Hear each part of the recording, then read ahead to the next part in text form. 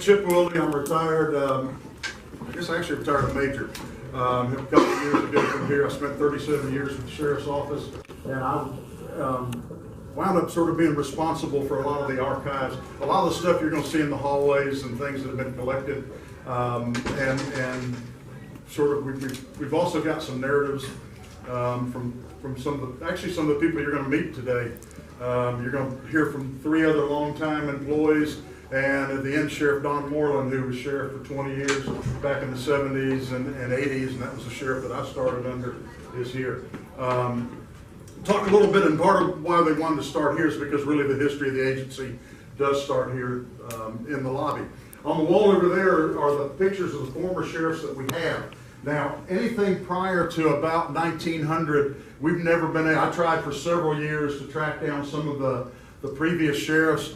We've actually got a letter that somebody found online that's framed in the hallway from one of the sheriffs around 1880, and it was a letter. So back in those days, they could hire out inmate labor to private industries, and the guy was complaining because one of the inmates was lame and couldn't work, and so he wanted his money back for the inmate.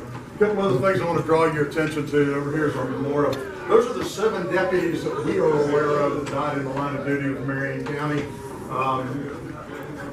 For all we know, before 1900, there could have been more. As you know, around the turn of the last century, there was a fire in Ocala.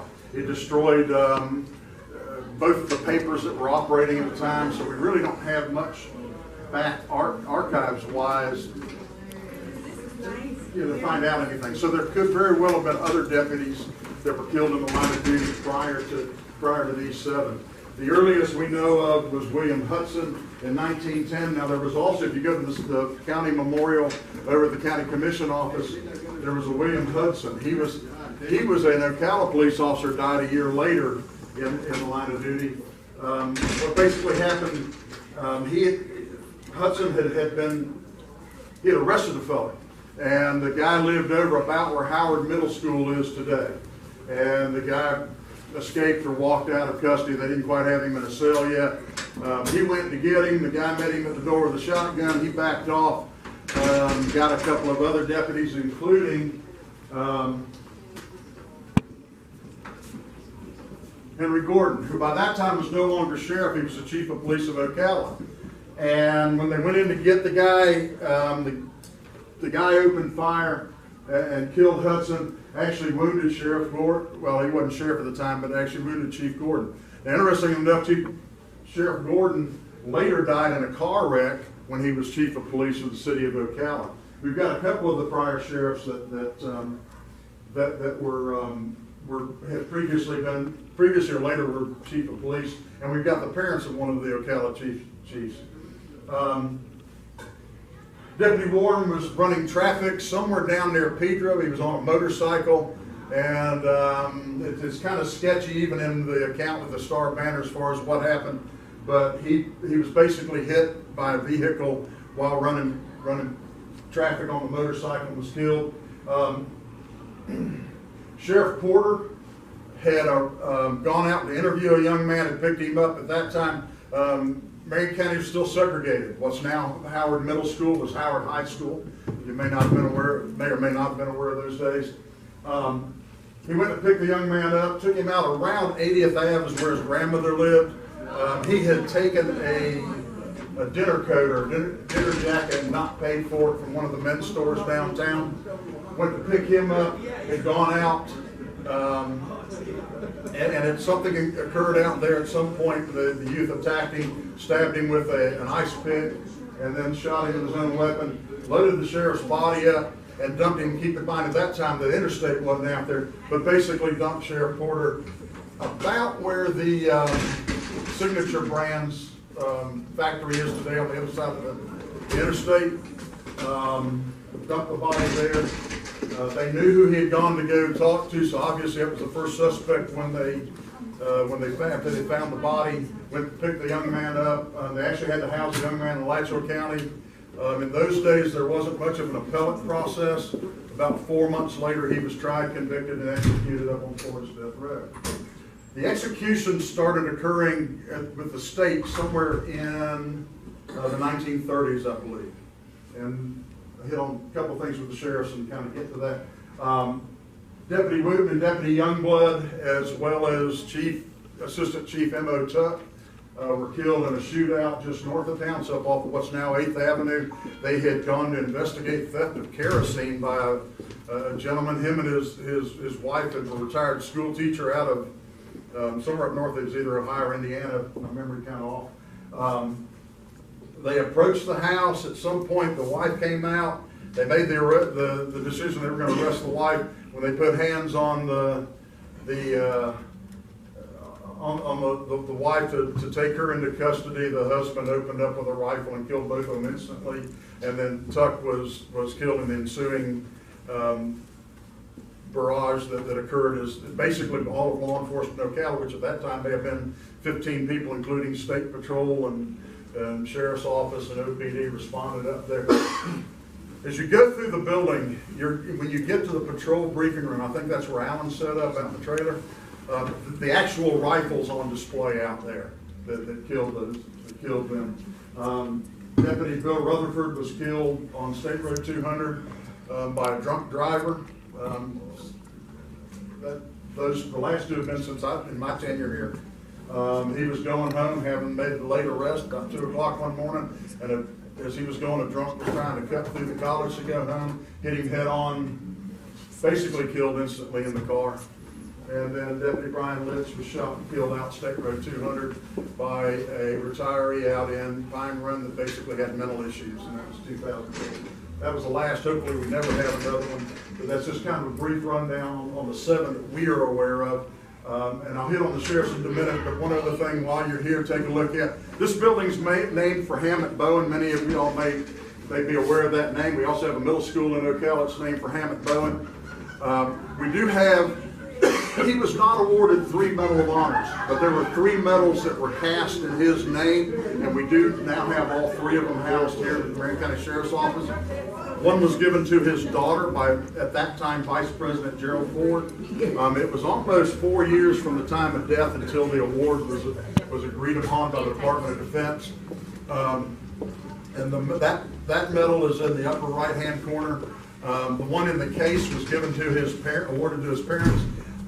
In checking with the military, because we were trying to do some research as to why there were more than one medal minted in his name. It is not uncommon for them to do that these days, especially with split families and things like that. If you have a posthumous award, so that they will mint more than one medal in the awardee's name and give it to the various family members that requested.